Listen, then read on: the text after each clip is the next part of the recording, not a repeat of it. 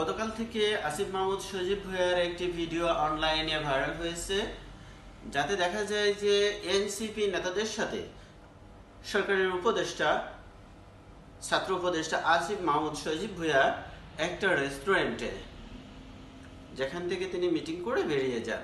এই ভিডিওটা ভাইরাল হয়েছে। প্রথমত অনলাইনে বিভিন্নভাবে ভাইরাল হলেও পরবর্তীতে মেন স্ট্রিমগুলোতেও আসছে এবং নিউজ করছে এই বিষয়টাই। এবং তিনি মাস্ক পরেছিলেন, অর্থাৎ নিজেকে তিনি হাইড করার ট্রাই করছেন।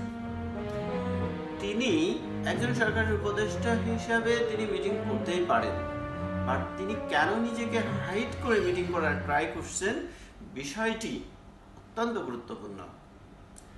তিনি মাস্ক পরে যাতে কেউ না জানতে পারে, তাকে না চিনতে পারে বা না বুঝতে পারে, এইভাবে নিজেকে হাইড করে মিটিং করছেন।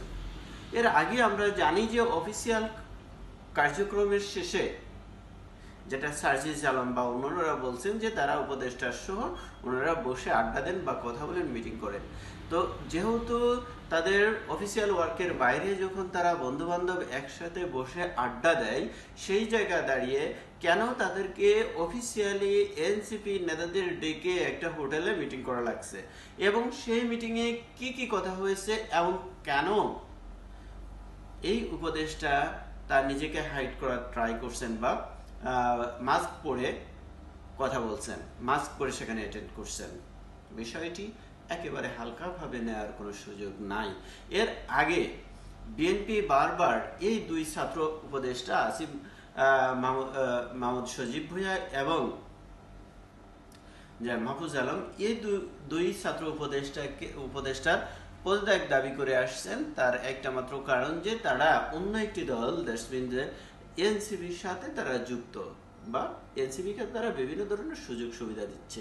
এই যে সুযোগ সুবিধা দিচ্ছে এনসিপিকে, বা এই বিষয়টিকে একটা দলকে সুযোগ সুবিধা দিচ্ছে, অনেকেই বলছে যে এনসিপি কিংস পার্টি বা সরকারের সমর্থিত দল, তারই একটা অংশ তারই একটা উদাহরণ হিসাবে এটা দেখা হচ্ছে। সুতরাং এনসিপি যদি এই সরকারের উইংস হয় কিংবা এই সরকারের পোষ্য দল হয়, তাহলে তাকে অ্যাকচুয়ালি ফর্মালি রাজনীতি করার কোনো সুযোগ থাকে না, যেহেতু এই নিরপেক্ষ সরকার হিসাবেই এই সরকার এসেছে বিভিন্ন আন্দোলন এবং সংগ্রামের মধ্য দিয়ে। এখন এই সরকার যদি একটা নির্দিষ্ট দলকে সমর্থন করে, তাহলে এই সরকারের নিরপেক্ষতা নিয়ে প্রশ্ন উঠবে। যখন এই সরকারের নিরপেক্ষতা নিয়ে প্রশ্ন উঠবে বা উঠছে, তখন এই সরকারের উপদেষ্টারা অন্য একটি দলের সাথে মিটিং করছে, যার উৎপত্তি এই সরকার এসেছে যে জুলাই আন্দোলনের ঠিক একইভাবে এই জুলাই আন্দোলনকে পুঁজি করে এই এনসিপি গঠন করা হয়েছে। অর্থাৎ এই ছাত্র উপদেষ্টা যারা আছেন এবং এই এনসিপি দুই গ্রুপই অঙ্গাঅঙ্গিভাবে জড়িত, আমরা সবাই জানি। এখন জানা একটি বিষয় এবং সেই বিষয়টা কার্যক্রমে হাইডে পিছন থেকে করা একটা এবং ফ্রন্ট লাইনে এসে একই কাজ করা আরেকটা বিষয়। এখন এইভাবে অফেনলি এইভাবে মিটিং করা, এভাবে এই দলকে সমর্থন করা, সাহায্য করা এবং এই দলের বিভিন্ন দুর্নীতিকে সহযোগিতা করা, একে তো এইগুলো করে যাচ্ছে, অন্যদিকে এই উপদেষ্টা বিভিন্ন ধরনের উপদেষ্টার এপিএস গুলো দুর্নীতিতে বারবার দুর্নীতির বিষয়গুলো সামনে চলে আসছে। কিন্তু ক্ষমতায় থাকার কারণে এই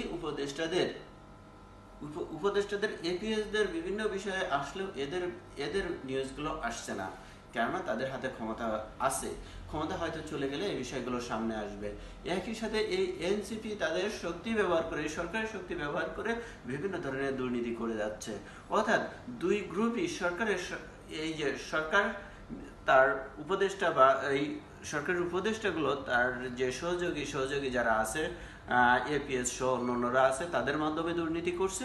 অন্যদিকে এনসিপি তারা নিজেদের মতো করে বিভিন্ন ধরনের দুর্নীতিতে যুক্ত। এরা সবাই ঐক্যবদ্ধভাবে সারা দেশটাকে দুর্নীতির আখড়ায় পরিণত করছে। ঠিক এই কারণেই, এবং নিরপেক্ষতা যেহেতু ভঙ্গুর করছে, নিরপেক্ষ জায়গা থেকে সরে গেছে এবং নির্বাচনকে প্রলম্বিত করছে, এই প্রলম্বিত করার যে চক্রান্ত, এই চক্রান্তের অংশ হিসেবে এই মিটিং হতে পারে। কেননা বিএনপি সহ তার সমমনা দলগুলো এই ডিসেম্বরের মধ্যেই নির্বাচন চাচ্ছে এবং জামাতে ইসলাম আগে ডিসেম্বরের মধ্যে নির্বাচন চাইলেও এখন ডিসেম্বর শুরু হয়তোবা ফেব্রুয়ারির মধ্যে নির্বাচন চাচ্ছে, কিন্তু এই এনসিপি সহ অন্যান্য বেশ কিছু সুবিধাভোগীরা চাচ্ছে এই নির্বাচন যতটা প্রলম্বিত করা যায়। ইভেন কেউ কেউ নেক্সট 5 ইয়ার্সের কথা বলছে, যদিও সরকার থেকে জুন পর্যন্ত টেনে নিতে চাচ্ছে। কিন্তু এই প্রলম্বিত করার কারণে দেশকে তারা কি সার্ভিস দিচ্ছে কিংবা এই 10 মাসে তারা দেশকে কি দিয়েছে তার কোনো সদুত্তর নাই। এবং যে সংস্কারের মূলা ঝুলাচ্ছে সেই সংস্কার আজকে 10 মাসে কোনো প্রকার কোনো সংস্কার আমরা দেখিনি, কিংবা যদি সংস্কার কিছু করতেও চাই নেক্সট ফিউ মান্থে, সেই সংস্কার যে বিএনপি মেনে নেবে তারই বা বলার কি আছে। নেক্সট সরকার এসে এই সংস্কারগুলো সব বাতিল করে দিতে পারে। অর্থাৎ এই যে সরকার সংস্কারকে সামনে নিয়ে এসে বা সংস্কার করে যে নির্বাচনকে প্রলম্বিত করছে, গণতান্ত্রিক প্রক্রিয়াকে প্রলম্বিত করছে, এটা তারই একটা উৎকৃষ্ট উদাহরণ। সুতরাং এই সরকার নির্বাচনের বাইরে, অর্থাৎ নির্বাচন না দিয়ে কিভাবে আরো প্রলম্বিত করা যায় তারই একটা ষড়যন্ত্র বলতে পারি, কিংবা তারই একটা কূটকৌশল বলতে পারি। এই কূটকৌশলকে ব্যবহার করছে শুধুমাত্র। সবাই ভালো থাকুন, সুস্থ থাকুন। অন্য একটা সময় অন্য একটা বিষয় নিয়ে কথা বলবো। আল্লাহ হাফেজ।